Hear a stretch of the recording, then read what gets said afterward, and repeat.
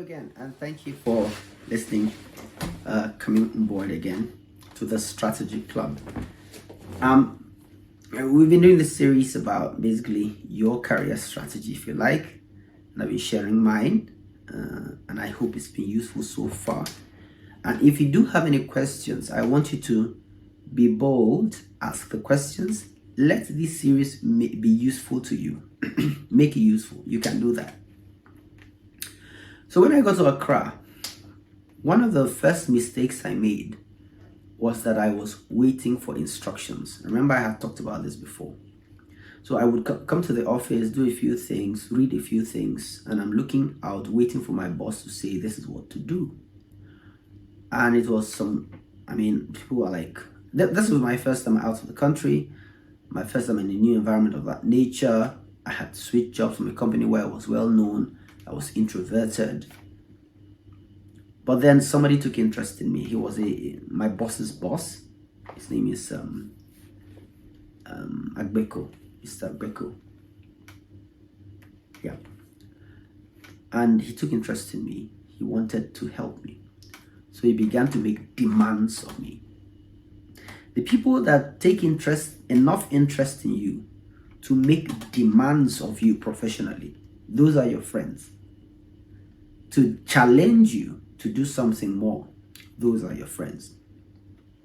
Those are your true friends.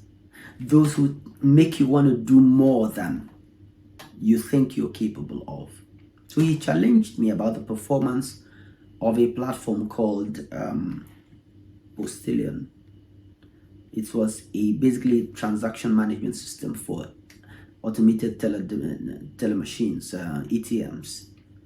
So there was a lot of complaint about the performance. I had been navigating my environment, doing stuff, but the problems were there, and I had to read to know what could I do. I came up with some proposals, implemented some things. It gave me a little bit of guidance. At first, I tried to defragment, the partner to Postilion called Post Office, so that it could perform better. It gave a little bit of respite, but that wasn't just enough, right? I want to also mention that one of the first times I went to the switch room was where the colleagues who were managing Postilion sat. There was a bit of laughter because it appeared that so many people had tried to solve the problems they were facing, performance problems with the database for Postilion. But eventually, I pulled knowledge back from my days on Airtel. Somebody had told me about address windowing extensions away and how you could use it to basically tune a database system so that a database system that was sitting on an operating system that was a 32-bit system. So the instruction set or the CPU architecture could be a 32-bit, could have a 32-bit bus or a 64-bit bus. It determines how communication happens at a very low level within the CPU. You could, if you bought a 32-bit system, you're stuck with it, and the software you run on that system will have to be 32-bit compatible. If you bought a 64-bit system that had a 64-bit enabled CPU, you could run both 64-bit software and 32-bit enabled software on it. Now, SQL Server 2008, I believe, had capacity to run as a 64-bit platform, but they were running SQL Server on a Windows 2003, if I remember correctly. I may have the figures not right, but they were running on an older operating system which could not do 64-bit. So we had to configure something called PAE, basically a configuration option to reboot the system so that it could accommodate 64-bit applications.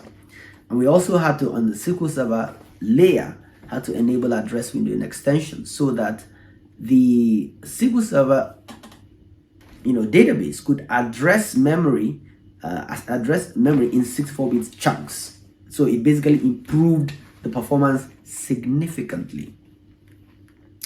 But that meant using more memory, that means being able to allocate more memory, etc.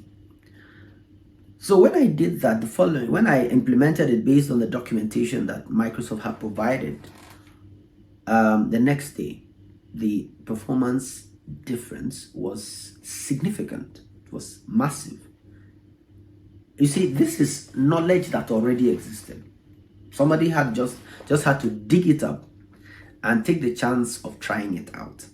So you may find yourself in those areas, in those scenarios, in your organization, in your role, where you pick up something and just identify a gap, identify an area that has not been explored before, because so much knowledge is available. But is taking that knowledge and implementing it in your scenario in a way that brings about what is perceived as business value. That single action idea, effort of mine that created that outcome eventually got me promoted the next year. So there was progress. There was, just that. And from then on, I became the authority in SQL Server. I remember a certain case. They were having so many arguments about what port is this listening on, what's happening here. They can't connect to the SQL Server instance. Eventually, they called me in. I looked at it. I laughed. I laughed at it because what was simply happening was they had installed SQL Server, a named instance of SQL Server. There is a default instance and a named instance. And the named instance will typically pick up a random port number every time it is restarted.